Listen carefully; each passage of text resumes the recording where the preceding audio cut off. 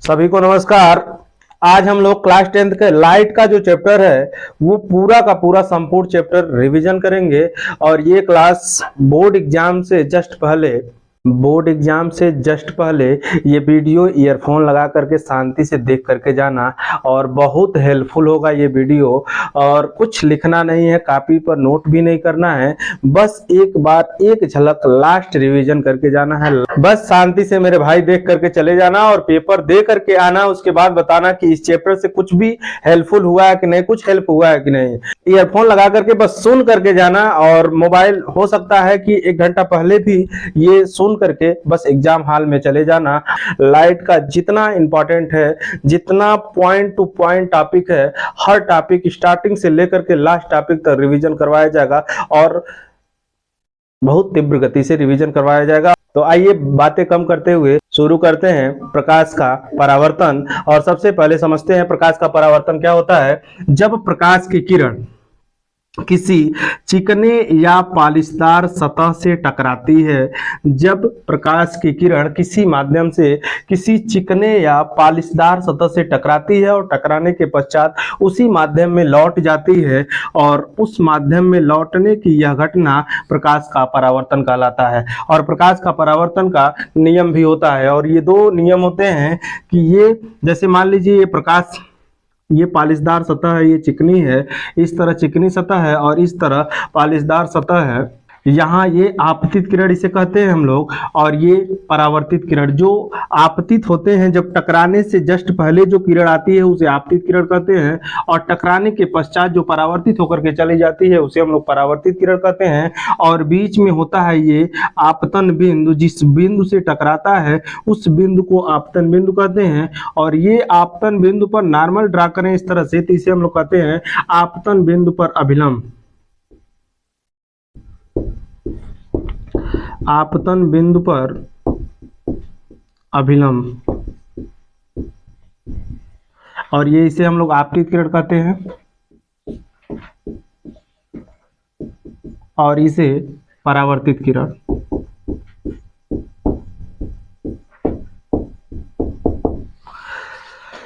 और इसे हम लोग कहते हैं आपतन कोण I, और इसे हम लोग कहते हैं अपवर्तन कोण R।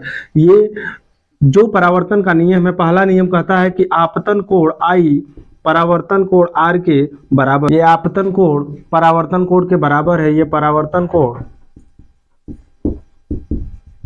आपतन कोण, आपतन कोण क्या होता है, आपतित किरण तथा ये अभिलंब। आपतित किरण तथा आपतन बिंदु पर अभिलंब के बीच का कोण आपतन कोण होता है। और आपतित किरण, ये परावर्तित किरण तथा आपतन बिंदु पर अभिलंब, परावर्तित किरण तथा आपतन बिंदु पर अभिलंब के बीच का कोण परावर्तन कोण होता है। और दूसरा नियम होता है आपतित किरण, परावर्तित किरण तथा आपतन बिंदु पर अभिलंब एक ही तल पर होते हैं। एक ही तल पर होते हैं। आपतित किरण, परावर्तित किरण तथा आपतन बिंदु पर अभिलंब एक ही तल पर होते हैं। तो इस तरह से परावर्तन का नियम होगा।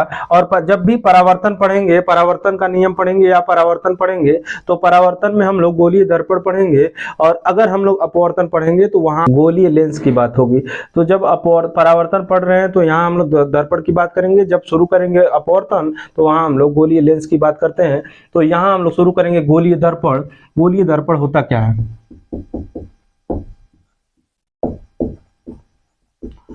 गोलीय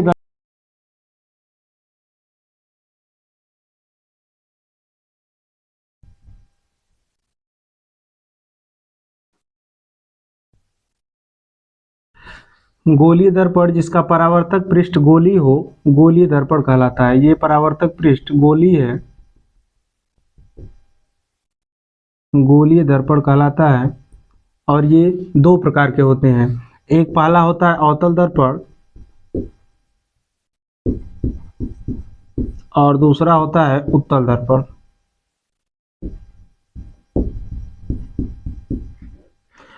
अवतल दर्पण क्या होता है? जिसका परावर्तक पृष्ठ अंदर की ओर वक्रित हो, अंदर की ओर वक्रित हो, परावर्तक पृष्ठ जिसका अंदर की ओर वक्रित हो, अवतल दर्पण कहलाता है। और जिसका परावर्तक पृष्ठ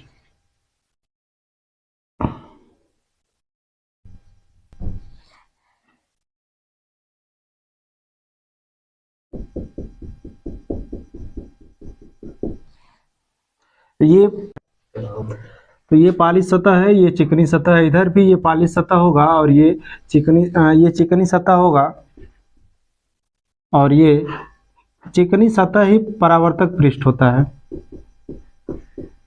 ये परावर्तक पृष्ठ है और ये पालिश सतह है।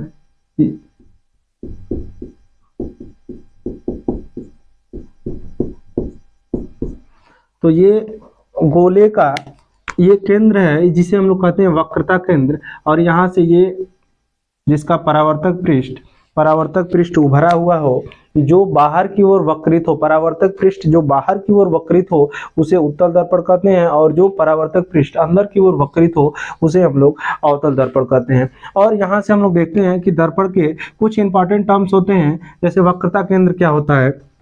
जैसे ये हम लोग बना लें एक उत्तल दर्पण, अवतल दर्पण, ये मान लीजिए इसका परावर्तक पृष्ठ अंदर की ओर वक्रित है, और ये इसे हम लोग ध्रुव कहते हैं। दर्पण का मध्य बिंदु होता है, दर्पण का मध्य बिंदु उसे ध्रुव कहते हैं। दर्पण का मध्य बिंदु ध्रुव कहलाता है। और गोले का जिस गोले का भाग है, ये दर्पण जिस गोले का भाग है उसका केंद्र वक्रता केंद्र कहलाता है। जिस गोले का भाग है वक्रता केंद्र कहलाता है। और ध्रुव तथा, और ये जो दर्पण का ये मान लीजिए ये ए है और ये बी है, और ये जो दर्पण का गोली दर्पण का ए बी भाग है, जो दर्पण का भाग होता है, इसे हम लोग द्वारक कहते हैं। ये जो ये बी है इसे हम लोग द्वारक कहते हैं, ये द्वारक होगा। और इसका मध्य बिंदु, द्वारक का मध्य बिंदु ध्रुव कहलाता है, इसे हम लोग पोल कहते हैं या फिर ध्रुव कहते हैं। और ये गोलीय दर्पण जिस गोले का भाग होता है उसका केंद्र ही वक्रता केंद्र कहलाता है। और वक्रता केंद्र से ध्रुव को मिलाने वाली रेखा का अक्ष, मिलाने वाली रेखा के अक्ष को हम लोग कहते हैं मुख्य अक्ष, मुख्य अक्ष कहते हैं हम लोग। और यहाँ वक्रता केंद्र तथा ध्रुव के बीच की लंबाई को हम लोग वक्रता त्रिज्या कहते हैं। वक्रता केंद्र तथा ध्रुव के बीच की दूरी को वक्रता त्रिज्या कहते हैं। और वक्रता त्रिज्या का, ये जो वक्रता त्रिज्या का आधा, इसका वक्रता केंद्र तथा ध्रुव के मध्य बिंदु को हम लोग मुख्य फोकस कहते हैं, मध्य बिंदु को मुख्य फोकस कहते हैं। और यहाँ एक रिलेशन होता है R=2F, ये भी याद रखना है, न्यूमेरिकल के दृष्टि से ये भी जरूरी है। तो यहाँ से हम लोग अब समझते हैं कि अवतल दर्पण और उत्तल दर्पण होता क्या है। उत्तल दर्पण है चाहे अवतल दर्पण, अगर अंदर की ओर परावर्तक पृष्ठ अंदर की ओर वक्रित है तो इसे हम लोग अवतल दर्पण कहेंगे। और ये पता है कि ये इसे हम लोग जितना भाग होता है इसे हम लोग द्वारक कहते हैं, जितना लेंस की लंबाई होती है पूरा ये द्वारक कहलाता है। और द्वारक का जो मध्य बिंदु होता है इसे हम लोग पोल या ध्रुव कहते हैं। और इसका ये जिस गोले का भाग होता है उसका केंद्र वक्रता केंद्र कहलाता है। और वक्रता केंद्र या हम लोग इसे C से रिप्रेजेंट करें, वक्रता केंद्र तथा ध्रुव के बीच की दूरी को हम लोग कहते हैं वक्रता त्रिज्या। इसे हम लोग R से प्रदर्शित करते हैं। और R होगा किसके किसके बीच की दूरी, C और P के बीच की, ये वक्रता त्रिज्या होगा, ये वक्रता त्रिज्या होगा। और CP का जो मध्य बिंदु होगा इसे हम लोग कहते हैं फोकस, यानी इसका जो मध्य बिंदु होगा यानी R/2 इसे हम लोग फोकस कहते हैं। ये R/2F के बराबर होता है, ये याद रखेंगे न्यूमेरिकल के लिए। और ये ध्रुव से जब भी इसकी दूरी मापी जाती है तो हमेशा ध्रुव से ही मापी जाती है। और दर्पण का जो सूत्र होता है, सबसे पहले प्रतिबिंब का निर्माण हम लोग पढ़ लेते हैं कि अवतल और उत्तल दर्पण से प्रतिबिंब का निर्माण, ये भी इंपॉर्टेंट होता है। प्रतिबिंब का निर्माण कौन सी किरणें कहाँ से उत्पन्न होती है। जैसे मान लीजिए ये दर्पण है, जैसे मान लीजिए ये दर्पण है और यहाँ से हमें प्रतिबिंब का निर्माण करना है, तो या तो कहाँ कहाँ, जैसे वस्तु को कहाँ कहाँ रख सकते हैं। ये तो है फोकस, ये फोकस है, ये वक्रता केंद्र C है, और यहाँ इनफाइनाइट है। या तो वस्तु इनफाइनाइट पर रख दी जाए, या C तथा इनफाइनाइट के बीच में रख दी जाए, या तो C पर रख दिया जाए, और या तो C और F के बीच में रखी जाए 4, और या तो हम लोग F तथा P के बीच में रख दें, या तो F पर रखा जाए 5 और इसके बीच में या तो रख दिया जाए 6। ये 6 वस्तु को रखेंगे और 6 प्रतिबिंब हम लोग बनाएंगे। तो यहाँ से कुछ नहीं करना है, ये पहला है तो हम लोग काउंट करते F तक आएंगे और F से फिर शुरू करेंगे 1 2, 3, 4, 5 और 6 को यहाँ बना लेंगे। तो ये प्रतिबिंब याद रखने का तरीका है कि पहला प्रतिबिंब जो बनेगा इनफाइनाइट पर रहेगा वस्तु, इनफाइनाइट पर जब वस्तु रहेगा तो फोकस पर प्रतिबिंब बनेगा। 2 पर यानी सी तथा इनफाइनाइट के बीच में रहेगा तो सी तथा एफ के बीच में प्रतिबिंब बनाएगा। और यहाँ अगर 3 पर देख रहे हैं तो वक्रता केंद्र पर अगर कोई वस्तु है तो वक्रता केंद्र पर ही इसकी प्रतिबिंब बनाया जाएगा। और अगर 4 नंबर आ रहा है कि फोर्थ जो है सी तथा एफ के बीच में, अगर कोई वस्तु सी तथा एफ के बीच में रखी गई है तो यहाँ 4 सी तथा इनफाइनाइट के बीच में इसका प्रतिबिंब बनेगा। और अगर सी तथा वक्रता केंद्र सी अगर फोकस पर कोई वस्तु अगर फोकस पर स्थित है तो ये फोकस 5 नंबर इनफाइनाइट पर अनंत पर प्रतिबिंब बनाएगा। और 6 एफ तथा पी के बीच में, एफ तथा पी के बीच में अगर कोई वस्तु को रखा जाएगा तो ये 6 यहाँ बनाएगा। इसका मतलब ये है कि जो वास्तविक बना रहा है यहाँ इधर वास्तविक बना रहा है, जो आगे बनाएगा ये पूरा का पूरा वास्तविक है। दर्पण के जो सामने बनता है वो वास्तविक होता है, वास्तविक बना रहा है। और ऊपर की वस्तु नीचे कर रहा है, इसका मतलब वास्तविक भी है और उल्टा भी है। वास्तविक होगा, उल्टा होगा। और यहाँ देख रहे हैं कि ये आभासी होगा, ये दर्पण के पीछे है इसलिए ये आभासी होगा। जब भी आभासी बनेगा तो वो सीधा, ये सीधा बनेगा, वास्तविक उल्टा और आभासी सीधा बनेगा। इस तरह से हम लोग नंबरिंग करेंगे। और ये नंबरिंग ऊपर इसलिए लिखा गया है क्योंकि ऊपर जो होता है वो वस्तु सीधा है, क्योंकि वस्तु ऊपर रखी गई है और इसका प्रतिबिंब ऊपर आ रहा है, इसका मतलब ये सीधा है। और सीधा है दर्पण के पीछे है तो आभासी भी है। आभासी सीधा, वास्तविक उल्टा। और इस तरह से नंबरिंग करना है। कहाँ कहाँ वस्तु होगी याद रखना है कि इनफाइनाइट पर एक वस्तु को रखेंगे, फिर वक्रता केंद्र तथा इन अनंत के बीच में एक वस्तु को रखेंगे, फिर सी पर लेकर के आएंगे, सी तथा एफ के बीच में लेकर के आएंगे, फिर एफ पर लेकर के आएंगे और एफ तथा पी के बीच वस्तु को लेकर के आएंगे। और देखेंगे इसका प्रतिबिंब हम लोग फोकस से शुरू करेंगे 1 नंबर, फिर बीच में रखेंगे, फिर सी पर ले जाएंगे, फिर अनंत सी के बीच में, फिर अनंत पर, उसके बाद एक आगे लेकर के आएंगे। 6 प्रतिबिंब का निर्माण ये अवतल दर्पण बनाएगा। और इस तरह से हम लोग नीचे अगर है तो ये उल्टा होगा, नीचे जो है उल्टा होगा, ऊपर है तो सीधा है, दर्पण के सामने है तो वास्तविक है और दर्पण के पीछे है तो वो आभासी प्रतिबिंब बनाएगा। और यहाँ देख रहे हैं कि जो अनंत से वस्तु को लेकर के आ रहा है, इतनी बड़ी वस्तु है और यहाँ एफ पर बनाएगा, इसका मतलब ये छोटा होगा। एफ पर जो प्रतिबिंब बनेगा वो छोटा होगा, वो छोटा होगा यानी बिंदु आकार का होगा, बिंदु आकार का होगा। और उसके बाद अगर हम लोग 2F पर यानी कि सी पर बनाए या सी तथा एफ के बीच में प्रतिबिंब को बनाए तो ये वस्तु छोटा होगा, थोड़ा छोटा होगा, इसे हम लोग छोटा कह सकते हैं। और सी पर जैसे ही वस्तु को लेकर के आएंगे तो ये सी पर बराबर से शुरू हो जाएगा।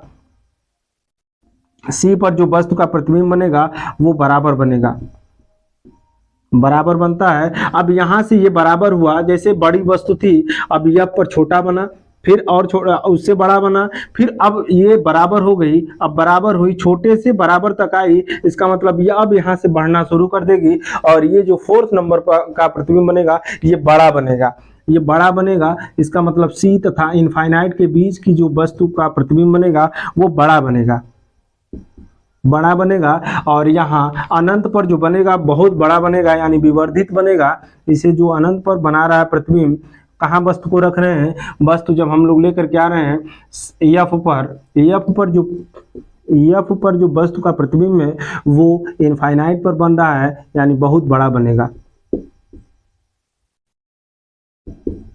बहुत बड़ा, इसे हम लोग कहते हैं विवर्धित। तो ये याद रखना जरूरी है। इस तरह से हम लोग नंबरिंग कर लेंगे और ऐसे हम लोग याद रखेंगे सिस्टमेटिक, तो याद होगा कि जो भी प्रतिबिंब जहां से पूछा जाएगा वहां से हम लोग आसानी से यहां से कैलकुलेट कर सकते हैं और बता सकते हैं कि कैसा प्रतिबिंब होगा, वास्तविक होगा, सीधा होगा, उल्टा होगा, छोटा बड़ा, विवर्धित होगा, किस तरह से प्रतिबिंब होगा। अब हम लोग एक एक प्रतिबिंब को खींचते हैं और बनाने का प्रयास करते हैं। सबसे पहले अब हम लोग समझ लेते हैं कि जो प्रतिबिंब निर्माण का जो नियम होता है वो क्या होता है। जैसे मान लीजिए अगर इमेज फॉर्मेशन का लॉ हम लोग पढ़े, नियम पढ़े, तो ये इसका मुख्य अक्ष है और हमें पता है ये इसका मुख्य अक्ष है। मुख्य अक्ष के समांतर आने वाली प्रकाश की किरणें मुख्य अक्ष के समांतर आने वाली प्रकाश की किरणें फोकस से होकर के चली जाएंगी। इस तरह से ये फोकस से होकर के जाएंगे, इसे हम लोग फोकस कहते हैं।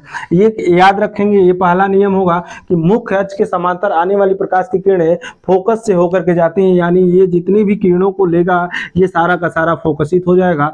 और दूसरा नियम, इसे एक्सप्लेन करके इसका उपयोग भी हम पढ़ाए हैं, उसे जाकर के अगर देखेंगे तो ये पता चलेगा कि इसका कहाँ कहाँ उपयोग हम लोग कर सकते हैं सोलर कुकर के फॉर्म में, और जिस तरह से ये एनर्जी को यहाँ बहुत ज़्यादा ऊर्जा को बढ़ा देगा और इसका उपयोग कहाँ कहाँ हम लोग ले सकते हैं वो पूरा का पूरा बताया गया है। तो यहाँ हम लोग फिलहाल समझते हैं, जैसे मान लीजिए ये दर्पण है और मुख्य अक्ष के समांतर आने वाली प्रकाश की किरणें फोकस से होकर के जा रही थी, और यहाँ हमें पता है कि अगर मान लीजिए कोई प्रकाश की किरणें फोकस से होकर के आ रही हैं और टकराने के पश्चात मुख्य अक्ष के समांतर चली जाती हैं। अगर कोई प्रकाश की किरणें फोकस से होकर के जाती हैं, फोकस से होकर के निकलती हैं तो मुख्य अक्ष के समांतर चली जाती हैं परावर्तन के पश्चात। और तीसरा नियम हमें पता है,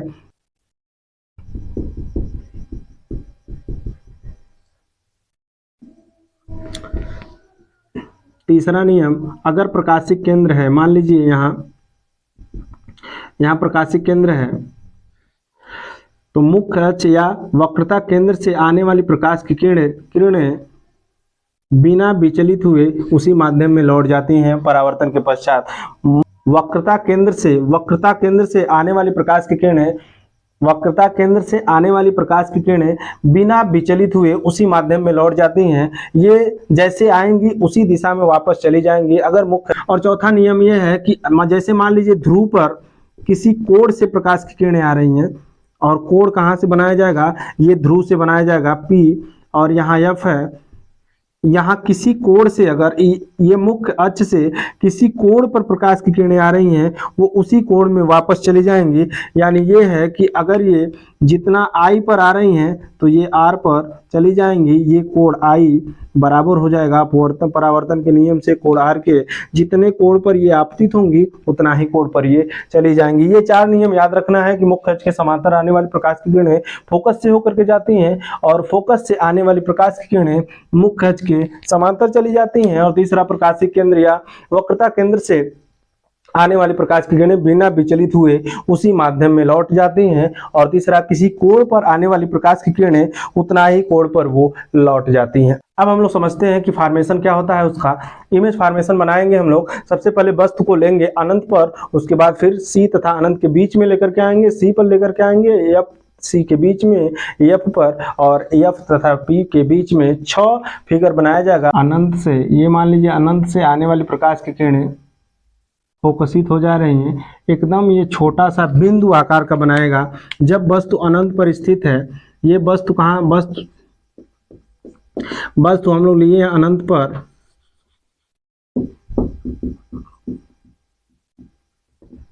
वस्तु था अनंत पर, और जो प्रतिबिंब बनाया है, प्रतिबिंब बना रहा है फोकस पर, कैसा, बिंदु आकार का।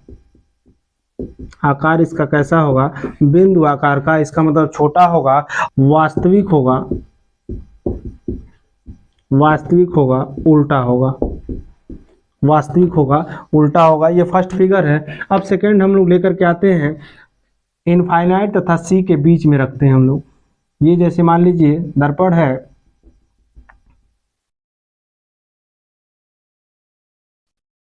के समांतर ये अनंत तथा सी के बीच में कोई वस्तु है, और ये समांतर आने वाली प्रकाश की किरणें फोकस से होकर के चली जाएंगी। ये फोकस है, और प्रकाशिक केंद्र से आने वाली प्रकाश की किरणें बिना विचलित हुए उसी माध्यम में लौट जाती हैं।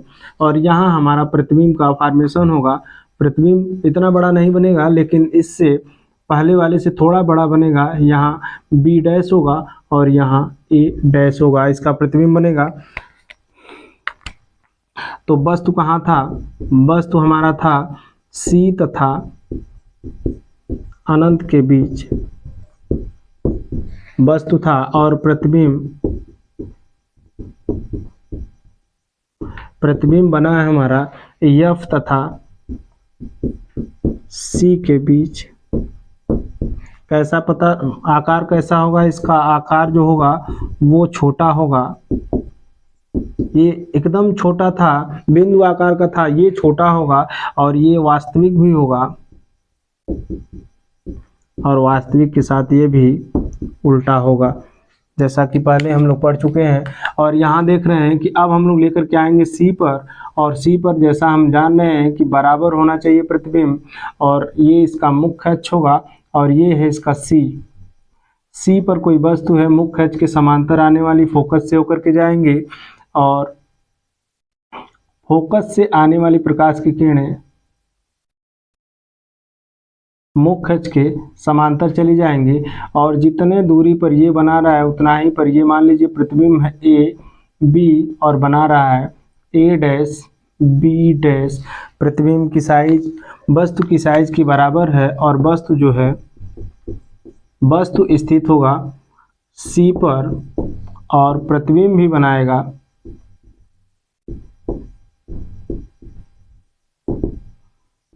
सी पर, और इसका जो आकार होगा, आकार हम लोग कह सकते हैं कि ये वस्तु के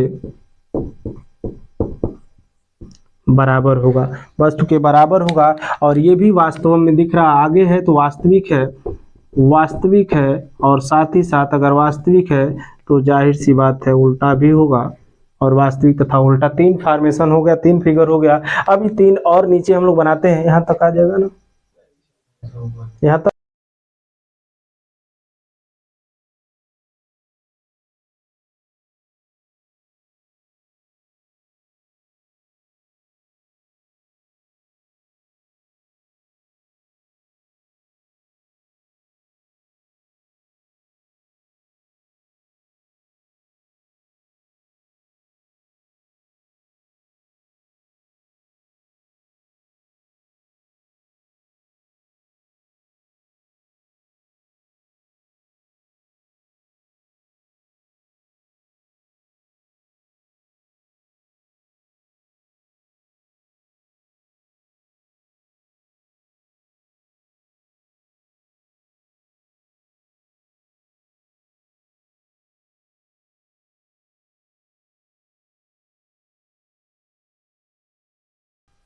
तो जैसा कि यहाँ देख पा रहे हैं कि जब वस्तु को सी तथा एफ के बीच में रखा गया है, जब वस्तु को सी तथा एफ के बीच में रखा गया है तो यहाँ समांतर जो किरणें आ रही थी वो परावर्तन के पश्चात फोकस से होकर के जा रही थी, और यहाँ हम देख रहे हैं कि जो इसका प्रतिबिंब है और समांतर फोकस से आने वाली प्रकाश की किरणें मुख्य अक्ष के समांतर चली जाती हैं, और समांतर जब जा रही हैं तो ये सी से कुछ परे काट रही हैं, सी से दूर। इसका मतलब जो प्रतिबिंब बनेगा सी तथा अनंत के बीच में बन रहा है। और कब बन रहा है? जब वस्तु सी तथा एफ के बीच में रखी जाए। जैसे हम लोग देख पा रहे थे कि जब वस्तु अनंत पर था तो एकदम बिंदुवत, एकदम दूर था तो बिंदुवत था। धीरे धीरे हम वस्तु को पास लेकर के आए, सी से कुछ दूरी पर रखें, मतलब अनंत और सी के बीच में जैसे ही वस्तु को रखेंगे वैसे ही छोटा से एकदम सूक्ष्म बिंदुवत से थोड़ा सा बड़ा यानी छोटा बनेगा। और इसकी स्थिति क्या होगी? उल्टा होगा। ये उल्टा भी है, देख रहे हैं कि इधर से वस्तु इस तरह से अगर वस्तु है और इसके अपोजिट दिशा में, ये अपोजिट डायरेक्शन में वस्तु का प्रतिबिंब बनना है, इसका मतलब ये उल्टा है। और प्रतिबिंब जब दर्पण के सामने बनता है तो वो प्रतिबिंब होता है वास्तविक प्रतिबिंब। तो ये वास्तविक होगा, और जब भी वास्तविक होगा याद रखना कि वास्तविक उल्टा आभासी सीधा, वास्तविक उल्टा आभासी सीधा होता है। तो ये उल्टा होगा और यहाँ वास्तविक भी होगा, उल्टा भी होगा, और ये वस्तु से छोटा बनेगा। ये एकदम बिंदुवत तो नहीं, बिंदुवत फोकस पर बनता है। अब फोकस पर अब ये सी तथा एफ के बीच में छोटा बनेगा। अब ये छोटा था, अब ये वस्तु के बराबर, जैसे ही सी पर लेकर के आए हैं वस्तु को, ये सी के बराबर बन रहा है, वस्तु के समान बन रहा है। यानी जितना प्रतिबिंब होगा, जितना वस्तु होगा उतना ही उसी दूरी पर प्रतिबिंब भी होगा। कब होगा?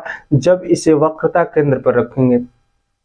अब जैसे ही वस्तु को अब इसके वक्रता केंद्र के अंदर लेकर के आएंगे, वैसे ही वस्तु का प्रतिबिंब बढ़ना शुरू हो जाएगा। तो हमारा फोर्थ फिगर है, जैसे ही वस्तु को C तथा F के बीच में रख रहे हैं, अब वस्तु से बड़ा प्रतिबिंब धीरे धीरे बनता जाएगा और C से दूर होता चला जाएगा। तो जैसे ही C के अंदर आएगा, F तथा C के बीच में वस्तु होगा, तो यहाँ हम लोग C से परे यानी C तथा अनंत के बीच में प्रतिबिंब बनेगा और वास्तविक होगा, उल्टा भी होगा और वस्तु से अब बड़ा होगा। अब वस्तु से बड़ा होगा, अब धीरे धीरे जब पांचवें फिगर पर आएंगे तो ये बहुत बड़ा हो जाएगा। यहाँ देख पा रहे हैं कि ये अब F पर लेकर के आएंगे और ये जब वस्तु को F पर रखा गया है, तो F पर जैसे वस्तु को रखेंगे तो यहाँ समांतर किरणें आएंगी तो फोकस से होकर के चली जाएंगी और यहाँ वक्रता केंद्र से आने वाली प्रकाश की किरणें बिना विचलित हुए इसी माध्यम में लौट जा रही हैं। और यहाँ देख रहे हैं कि आगे तो कट नहीं कर रही हैं, ये कहीं न कहीं बहुत दूर जाकर के कट कर रही हैं। ये धीरे धीरे सटती चली जाएंगी और दूर जाकर के कहीं अनंत पर कट करेंगे, इसलिए ये वस्तु बहुत बड़ा होगा यानी विवर्धित होगा और वास्तविक होगा, उल्टा होगा। और हम लोग कहेंगे कि इसकी प्रतिबिंब की स्थिति कहाँ होगी, वो C से परे होगी या फिर अनंत पर कर सकते हैं, अनंत पर होगी। तो अब हम लोग लास्ट फिगर लेकर के आते हैं, छठा।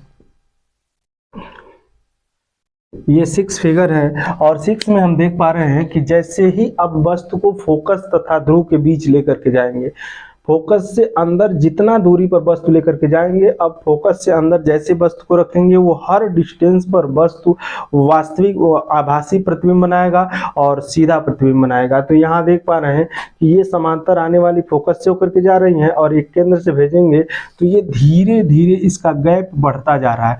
और जब दो किरणों का गैप धीरे धीरे बढ़ता जाता है तो इसका मतलब वो वास्तव में कहीं आगे जाकर के मिलने वाली नहीं है। इसका मतलब ये है कि इसको अब हम लोग देख रहे हैं कि अगर दूरी बढ़ रही है तो पीछे एक समय ऐसा रहा होगा कि ये दोनों किरणें पास पास रही होंगी। तो हम देखेंगे कि ये पीछे लेकर के जाएंगे तो ऐसा महसूस होगा कि ये बी डैश यहाँ इस तरह से प्रतिबिंब बना रहा होगा, इंटरसेक्ट कर रहा होगा। तो ये जो होगा ये आभासी होगा। जैसे ही हम लोग खींच करके मिलाते हैं वो आभासी होता है। दर्पण के पीछे जो होगा वो आभासी होगा और ये सीधा है तो सीधा होगा। तो ये 6 फिगर याद रखेंगे कि ये आभासी होगा तो सीधा होगा, वास्तविक होगा तो उल्टा होगा। और ये 6 फिगर जो है दर्पण के पीछे है इसलिए ये आभासी होगा।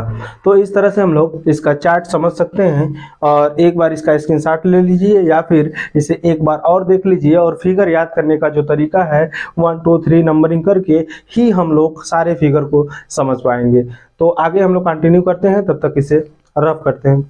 अब हम लोग समझते हैं उत्तल दर्पण द्वारा प्रतिबिंब का निर्माण। तो उत्तल दर्पण में हम लोग देख सकते हैं कि ये उत्तल दर्पण है और इसका परावर्तक पृष्ठ जो है बाहर की ओर है और ये इसका मुख्य अक्ष है,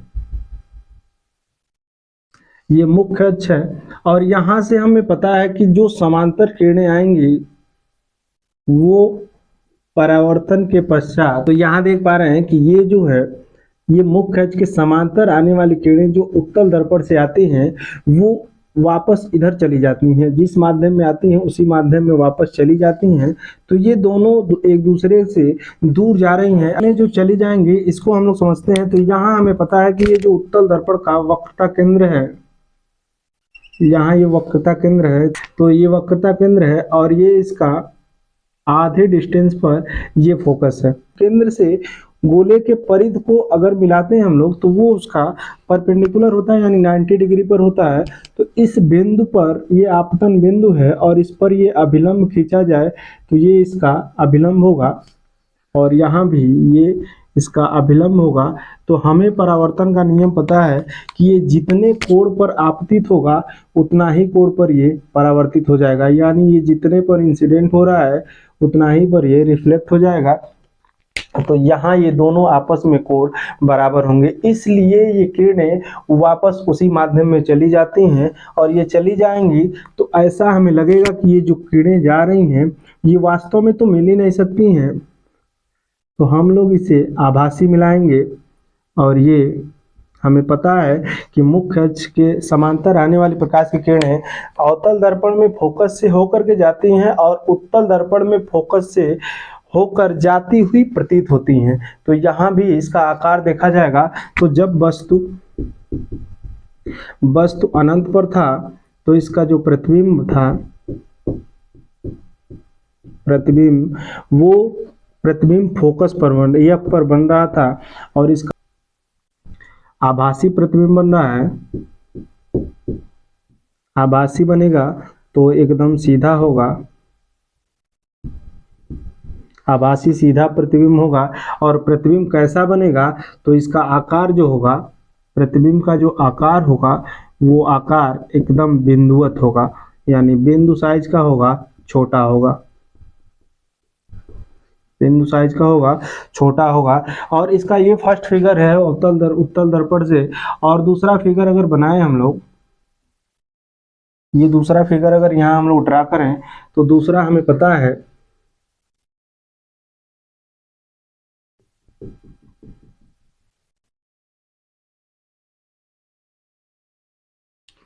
ये यहाँ इसका सी होगा और यहाँ इसका फोकस होगा।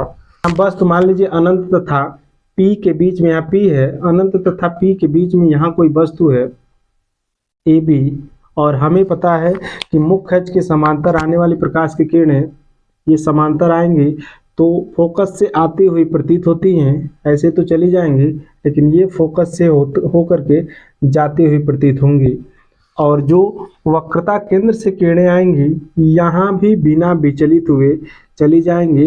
इसका मतलब ये एक दूसरे को यहाँ कट कर रहे हैं, ए डैश बी डैश, और इसका जो प्रतिबिंब होगा जब हम लोग वस्तु को ले रहे हैं अनंत तथा पी के मध्य, अनंत तथा पी के मध्य ले रहे हैं तो उसका प्रतिबिंब जो बनेगा, प्रतिबिंब जो बन रहा है वो एफ तथा पी के बीच में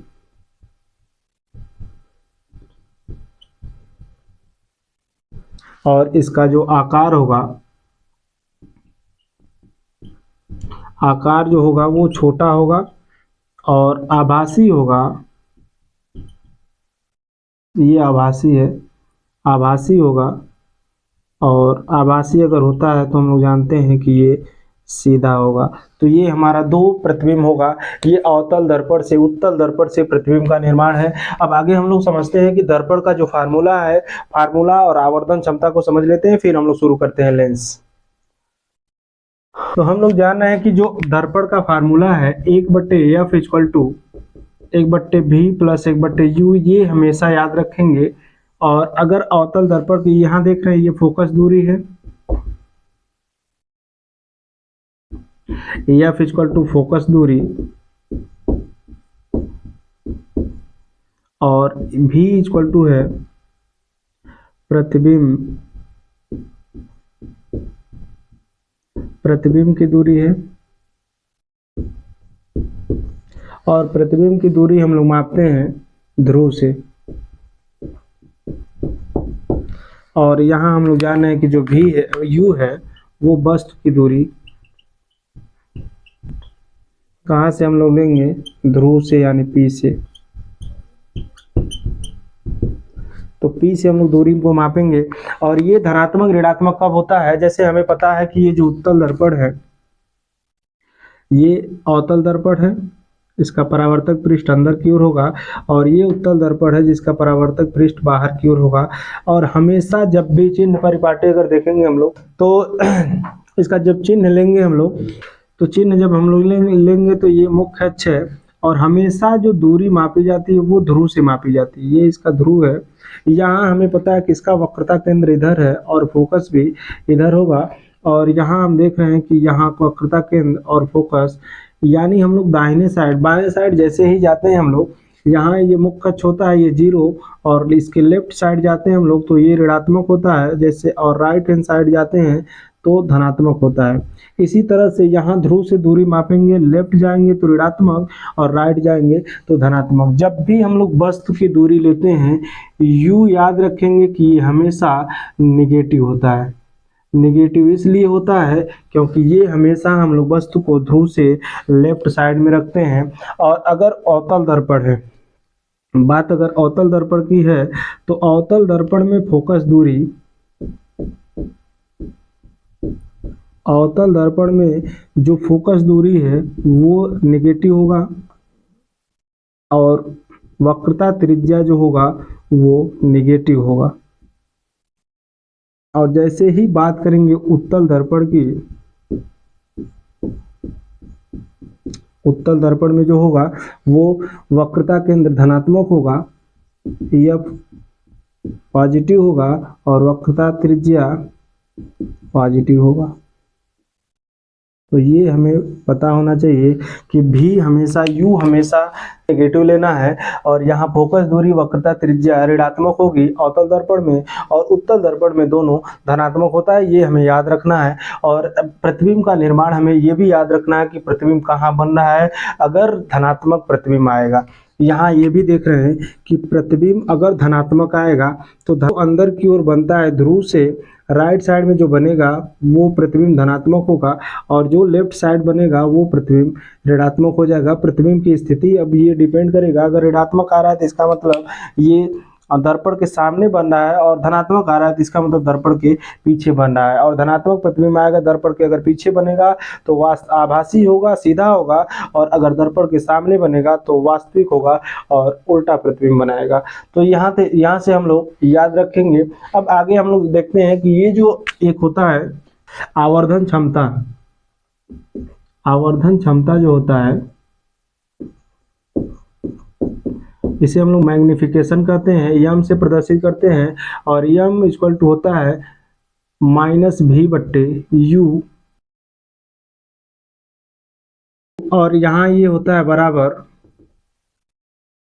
प्रतिबिंब की ऊंचाई बट्टे वस्तु की हाइट होता है, ये ऑब्जेक्ट होता है एच। ये फार्मूला हम लोग याद रखेंगे, ये मैग्निफिकेशन निकालने के लिए काम आएगा। और यहाँ एच जो है वो प्रतिबिंब की ऊंचाई है, और ये जो एच डैश प्रतिबिंब है, प्रतिबिंब की हाइट, और ये वस्तु की हाइट है, और ये माइनस होता है v/u। अगर ये प्लस हो जाएगा एम इक्वल टू ये प्लस होगा v/u, तो ये हम लोग लेंस में आ जाएंगे और ये लेंस का फार्मूला होगा। और लेंस में ये फार्मूला चेंज हो जाएगा। अगर बात करें लेंस की तो ये लेंस में भी ये निगेटिव होगा, और लेंस के लिए लेंस के लिए 1/f इक्वल टू ये 1/v माइनस हो जाता है 1/u, और कोई भी डिफरेंस नहीं होता है। और जैसे यहाँ ध्रुव से लेकर के दूरी हम लोग माप रहे हैं, वहाँ ये प्रकाशिक केंद्र होता है, और हमेशा प्रकाशिक केंद्र से दूरी मापते हैं। और यहाँ भी वही चीज़ होता है कि मुख्य अक्ष के समांतर आने वाली प्रकाश की किरणें फोकस से होकर के जाती हैं, और इसका द्वितीय फोकस यहाँ होता है और ये प्रथम फोकस होता है। तो ये अपवर्तन के पश्चात यहाँ अपवर्तन होता है, यहाँ परावर्तन होता है। अपवर्तन के पश्चात फोकस जिस बिंदु से होकर के जाते हैं उसे हम लोग द्वितीय फोकस कहते हैं, या फिर मुख्य अक्ष के समांतर आने वाली प्रकाश की किरणें फोकस से होकर के जाती हैं। और भी नियम हम लोग याद रखेंगे कि ये जो प्रकाशिक केंद्र से प्रकाश की किरणें आती हैं तो बिना विचलित हुए चली जाती हैं। और भी इसमें एक नियम याद रख सकते हैं हम लोग कि किसी कोण पर आने वाली प्रकाश की किरणें बिना विचलित हुए चली जाती हैं। और भी हम लोग जान रहे हैं कि जैसे मान लीजिए यहाँ एक लेंस है, तो ये अगर फोकस पर कोई वस्तु को रखा जाएगा तो फोकस से निकलने वाली प्रकाश की किरणें मुख्य अक्ष के समांतर चली जाती हैं। ये लेंस का नियम तीनों याद रखेंगे। लेंस से प्रतिबिंब का निर्माण जब हम लोग पढ़ेंगे तो ये लेंस का नियम हो जाएगा, किरणों के नियम की। इस तरह से जो मुख्य अक्ष के समांतर प्रकाश की किरणें आ रही हैं तो फोकस से होकर के जाएंगी, और फोकस से निकलने वाली प्रकाश की किरणें समांतर चली जाएंगी। अब हम लोग समझ सकते हैं लेंस की क्षमता। लेंस की क्षमता को हम लोग पावर P से रिप्रेजेंट करते हैं, और P इक्वल टू होता है 1/f की क्षमता कहलाती है कि उसकी कितना ये मोड़ रहा है किरणों को और कितना ये फैलाने का कार्य कर रहा है, उसकी क्षमता को ही हम लोग लेंस की क्षमता कहते हैं। ये फार्मूला जो होगा 1/f, अगर लेंस कई सारे लेंसों का संयोजन है तो ये formula P equal to 1/f1 plus 1/f2 plus 1/f3, ये लेंसों का संयोजन, सारे फोकस दूरियों को हम लोग ऐड करेंगे, इस तरह से सबका व्युत्क्रम ले लेंगे, और ये हमारा जो निकल करके आएगा लेंस की क्षमता। और इसका जो मात्रक होगा, यहाँ हम लोग जो लेंस में जो फोकस दूरी लेंगे ये हमेशा मीटर में होगा, और मीटर में अगर होगा तो P इक्वल टू 1/, जो मीटर है इसी को हम लोग कहते हैं डायोप्टर। ये डायोप्टर होता है, और ये लेंस की क्षमता होता है। ये फार्मूला याद रखेंगे हमेशा मीटर में, और इस पर एक न्यूमेरिकल छोटा सा आ सकता है लेंस की क्षमता को डिफाइन करने के लिए। इसे अगर डिफाइन करना होगा तो हम लोग कह सकते हैं कि किसी लेंस द्वारा प्रकाश के अपसरित या फिर अभिसारित करने की मात्रा को हम लोग लेंस की क्षमता कहते हैं। तो इस तरह से हम लोग लेंस की क्षमता निकाल सकते हैं। और एक दूर दृष्टि निकट दृष्टि को अगर समझना है तो दूर दृष्टि में याद रखेंगे कौन सा इसमें आता है कि दूर दृष्टि दोष में प्रतिबिंब कैसा बनता है। तो जैसे मान लीजिए इस तरह से ये मानव नेत्र है, तो निकट दृष्टि दोष में यहाँ ये होता है रेटिना। रेटिना से पहले प्रतिबिंब बन जाता है यहां से, जैसे मान लीजिए यहाँ लेंस है और अगर ये पहले प्रतिबिंब बन जाता है, रेटिना से जैसे पहले बनेगा वो निकट दृष्टि दोष है, निकट दृष्टि दोष है। और रेटिना से दूर बनेगा,